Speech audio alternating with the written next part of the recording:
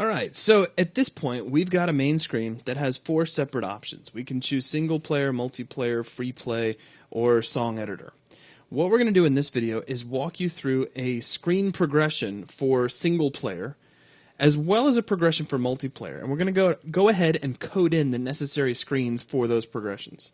Exactly. This is almost like the principle of code skeleton applied to the screens. Exactly. Just kind of show you how we're going to be navigating through each one of these screens.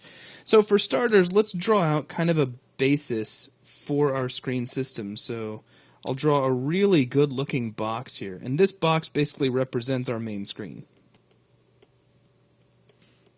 Now, for the purposes of this video, we're only going to pick on the first 2 options, which are single and multiplayer. The 2 are very closely related. In fact, you could argue they're technically doing the same thing with just a tiny little variation. So those are the only 2 we're going to focus on in this video, and then as we move forward, we'll start walking you through the progressions for the other options as well as the screens that we need. Exactly. Once you get used to linking up different screens so that you can progress screen by screen, it really is a rather simple operation, so we'll leave the remaining modes for their respective lessons. So what do we want to have happen when the player selects single player? That's just where we're going to start. The first thing we want them to see is, okay, so they've decided to play single player. What's next? They need to choose a song. So we're going to go from the main screen over into, and I'll just kind of draw a box over here for now.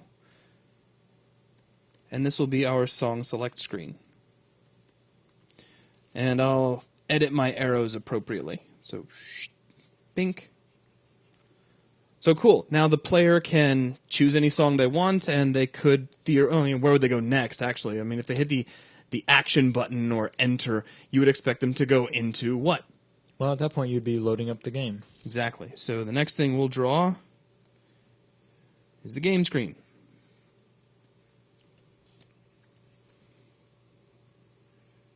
So the game screen fires up, and they're playing the drums, and notes are flying by, and they're having a really, really good time. And they either completely rock, or they're just terribly awful, and they get a terrible score. But in the end, they need to see that score, so we need one more screen. Exactly. You hit the end of the game screen, and then that will invoke the score screen.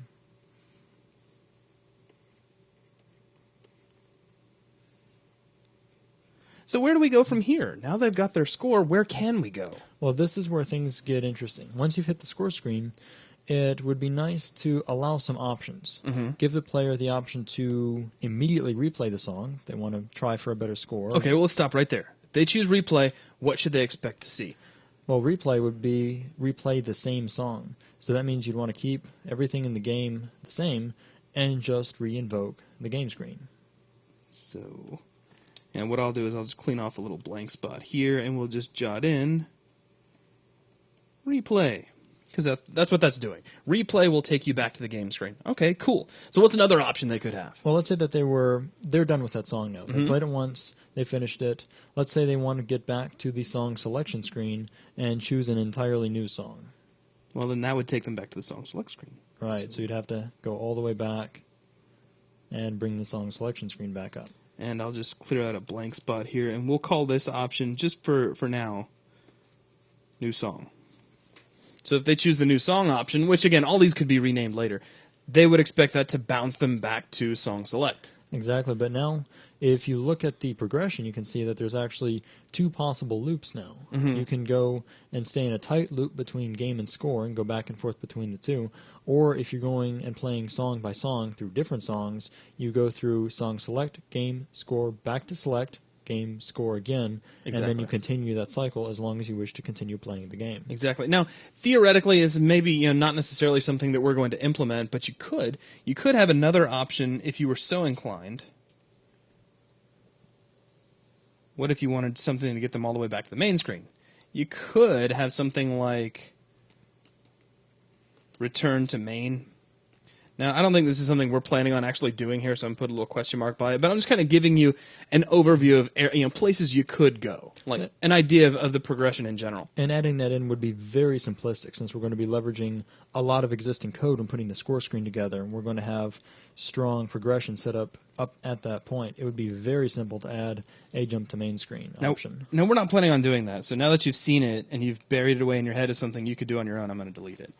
So there, that goes bye-bye. So we have these two primary navigation options being replay or just choose a new song, but there's an entirely separate way of navigating as well, which I'm just going to kind of bracket in and hide up here, and that is using the back button.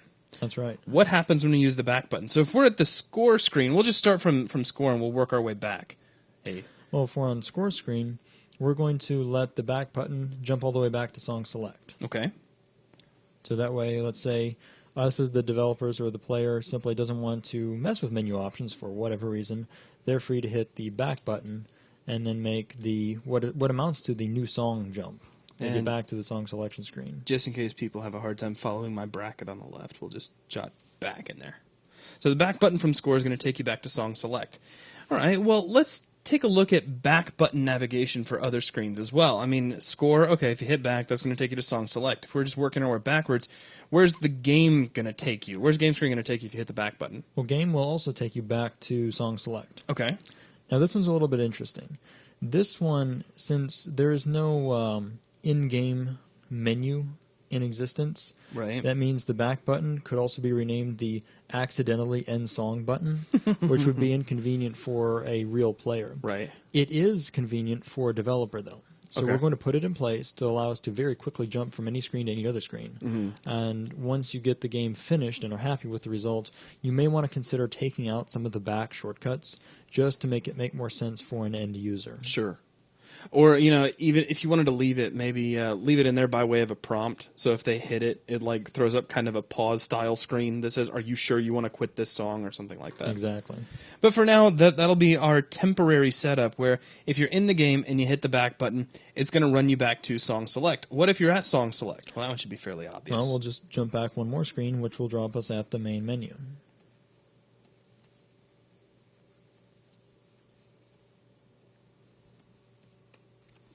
And there you go. So now we have this entire progression. It looks kind of complicated, but it's not that bad. Exactly. It's just good to keep in mind where you're going depending on what screen you're at, and that will make things make a lot more sense when we get buried in code and we're looking at things one screen at a time, just to know that, okay, we remember that from score we can go to game or to song select, and from game we can go from song select to score, and to get an idea of where our backwards or forward based navigation ends up. I'm going to actually jot down a little bracket here. So on top we have back navigation. On the bottom we have menu option navigation. So you can see where those two paths go. All right, so there is our general progression for single, barring any other screens we may want to add along the way. What about multi? Well, the interesting thing about multiplayer is the same game, just with an additional player. That means the screen progression is going to be exactly the same. So you could say multi is just going to do this exact same thing. It's going because that's exactly what needs to happen. If you're in multiplayer, you still need to select a song. Once you've got the song selected to play the game, you finish playing the song, and then you see the score screen. But the question comes in: how do we store the number of players? We don't know. How many players do we have? I mean, how do we tell the game, well, hey, right now I've got one player, on this one I've got single, if they're both having the exact same progression? How are we going to do this? Well, we can't pass it down the chain, so to speak. What I mean by that is each of these lines we've drawn will be accomplished either by a call to push screen or pop screen, depending if we're loading or jumping to or going away from a screen. And that doesn't take in anything by way of number of players. That's right. It only takes in the name of a screen. Okay. And furthermore, it would be inconvenient to pass information, even if we could, because the song selection screen is not going to care about multiplayer. It's not going to care about how many players we have. Okay. It's not until we get into the game screen that suddenly players become relevant again. So what we'll do is we will use our global state class to handle the multiplayer information. Let me do it this way. We don't really need this statement down here. Now, I don't know how far toward the top of the canvas I am, so I'm just going to slide everything down a little bit. And then way up here, pretty far away from everything, I'm going to put our global state, which hovers way out here in empty space, and we never see it, but it lords over all. Now, the nice thing we can do here is, since the purpose of a global state is really any piece of state information we want to be accessible to all parts of the game. And that includes state information that we would like to use from multiple screens. Right. So what we can do is we can set up a scenario where invoking single player or multiplayer can affect a field in global state in addition to invoking another screen. So we could have a field that holds a number of players. I'll just put a little blank there. So you have a number of players here. And actually, I'm going to push it just a little bit further because it's fun. Number of players equals blank. So that's a blank field. And so what we can do is when we choose single, we can have a little number get sent out to this. And if we choose multi, we can also have a little number get sent out to this. So either one of those, since really each of those calls are handled inside of the input handler for main menu, and we can simply set that player's value before invoking the song selection screen. Right, so if we choose single, this would be set to 1. If we choose multi, it would actually be set to 2. Very simple.